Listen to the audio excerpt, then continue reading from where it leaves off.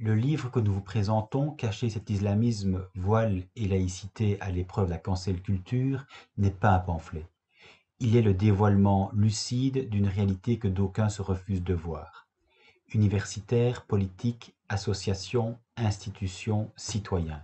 Il s'agit de rappeler les fondamentaux du vivre ensemble, de ne plus se voiler la face. Nous assistons en Belgique et en France, et plus largement encore en Europe, à la montée de l'islamisme, montée rendue possible grâce à divers soutiens, dont celui de l'islamo-gauchisme, cette alliance contre nature entre l'islamisme et une certaine gauche.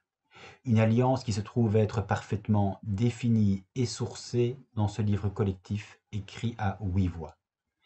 Lisez-le, faites-vous votre opinion, en gardant un esprit critique, tel celui des Lumières.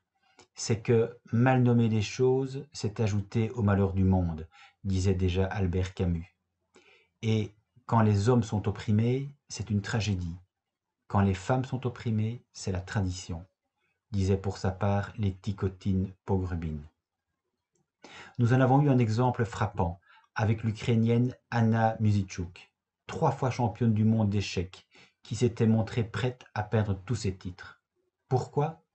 Simplement parce qu'elle refusait de participer au mondial d'Arabie Saoudite, en solidarité avec la situation inégalitaire des femmes et parce qu'elle n'acceptait pas de porter de voile, ni d'être accompagnée par un homme. Simplement. Ma contribution juridique en qualité d'avocat tend à rappeler cet enseignement capital qui se dégage de l'arrêt rendu par la Cour constitutionnelle belge en date du 4 juin 2020.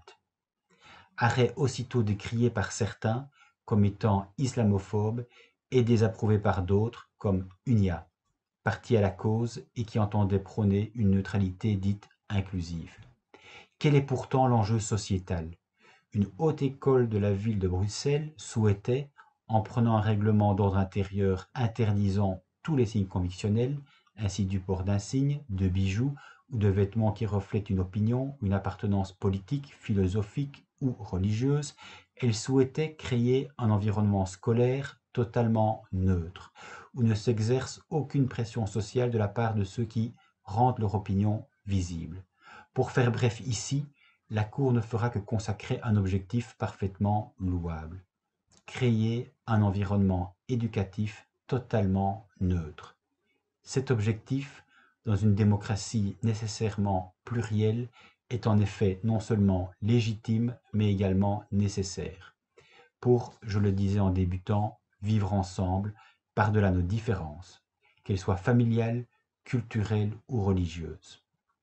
Au plaisir donc de se rencontrer pour une dédicace, un libre-échange, un débat sans langue de bois. À bientôt donc, merci.